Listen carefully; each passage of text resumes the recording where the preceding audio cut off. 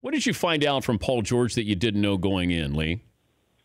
You know, Dan, I think there's been so much said about him, not by him, about what he wanted. And it seemed like what he wanted was to get out of Indiana and to win and to go to Los Angeles. And the reason that never made sense is when you think about where the Lakers are in their own rebuilding process. And if he really wanted to win, to compete for titles right away, I think it begged the question, why the Lakers?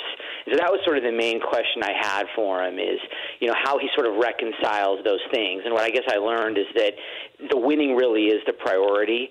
And if he feels like the Lakers is a place where he can do that, where he can recruit other players, where he can kind of get the snowball rolling, then yeah, the Lakers then become obviously an appealing destination for somebody who's from L.A. But if he doesn't feel like the ball's rolling there and it's just Lonzo Ball and Brandon Ingram, then I think he's going to take a hard look at some other options, and I think Oklahoma City is going to be one of them. He's open to that possibility, right? No doubt, yeah. But you didn't think that felt like lip service? Of course I'm going to say that because I don't want to be booed the first night I'm there, where I say, no, hey. Well, right.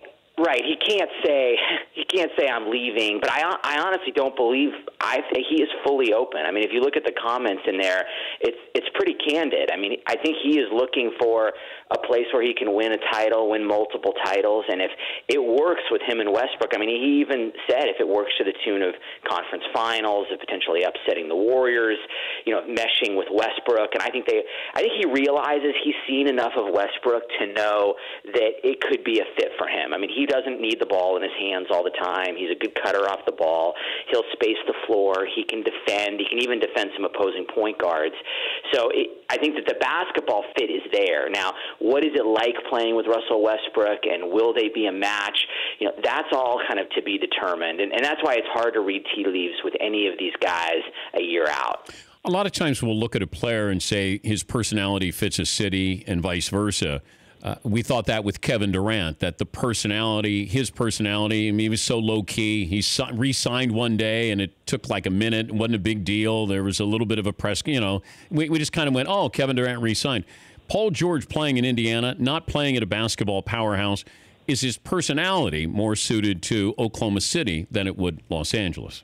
There's kind of a duality to him. I mean, he loves L.A. He idolized Kobe Bryant. You're talking about somebody who feels – I think a lot of players don't really care that much about playing at home. He does have a real connection to where he's from, to his family.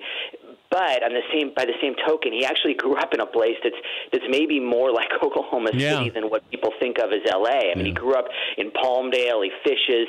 But I got to say, all of that stuff I think can kind of distract. And, those are sort of, superficial factors. They're things that are fun to talk about. In the end, I think for Westbrook, I think we all looked at it as, oh, well, he likes fashion and he's from L.A. He won't like Oklahoma City. But in reality, Oklahoma City became perfect for kind of the deeper levels of his personality, like, a guy who's slow to trust, a guy who's resistant to change. Oklahoma City became a comfortable home for him there. I don't think George hasn't known anything besides Indiana. I think this is going to be a chance to kind of see the way a totally different organization operates, a totally different kind of practice facility. It's all of these things that now Oklahoma City has a chance in this year-long courting process to impress him with. It's all about winning, and the time frame of the Lakers winning. I think by most experts' estimates, the Lakers aren't going to be a very good team this upcoming season. They could be interesting, but they're not going to be a very good team. Did Paul George talk about what he needed to see specifically with Los Angeles before you're going to commit long-term to them?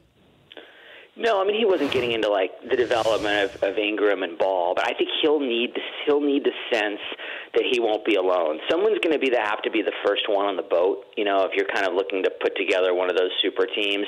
But they're going to have 2 max slots next summer, and there's no doubt if he felt as if it would be him and someone else, that probably, fits the description that he gave of a snowball forming, of, feeling like other guys were gonna jump on. But I think that the way Ball plays, the way Ingram plays, those are gonna be major factors. When LeBron went from Cleveland to Miami, when he left in 2010, he kept an eye on those young guys, on Kyrie Irving and Tristan Thompson, and so he sort of knew what he was getting into when he went back. If if George is as serious about the Lakers as everybody, will have you believe, I'm sure he'll be keeping an eye on them as well. The Dan Patrick Show, weekday mornings on Audience.